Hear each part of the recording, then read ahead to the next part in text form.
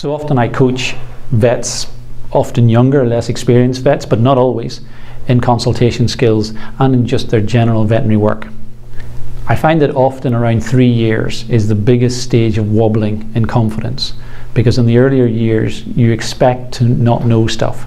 But around 3 years, I call it the 3-year wobble of self-confidence, because vets start assuming and expecting that they should know how to do this by now.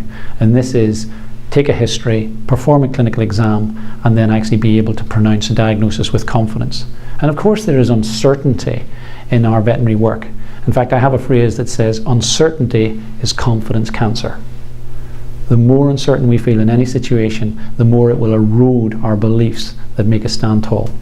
But that doesn't mean we can be certain when uncertainty exists. It means that we have to be able to live and cope with uncertainty, which is different from saying, I'm sure. It means I'm not sure, but it's okay not to be sure. We've got a process to go forward. So what I'm saying is, when I'm coaching younger vets, is one, realize uncertainty is inevitable and it's not you. Stop having a self-doubt, feeling that you're not good enough. It's a process, and the process of coping with uncertainty. The other thing I'll point out is that IQ is a really poor predictor of how people cope with uncertainty.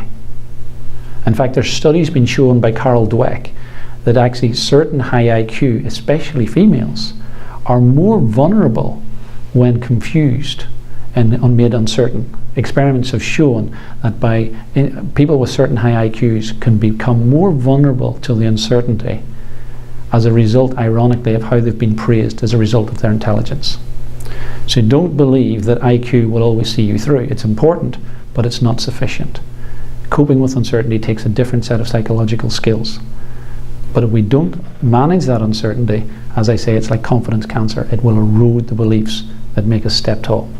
The other thing I'll find when I'm coaching people is probably the only person in the room, me and them, the only person in the room that doesn't believe that they're good enough is them. Is they doubt themselves, their ability. They think that ability, talent is innate. And my job is to tell them it's acquirable, and they're in the process of acquiring it, and keep acquiring it, as opposed to believing this is a test about inspecting what they've really got, as opposed to where they can actually get to.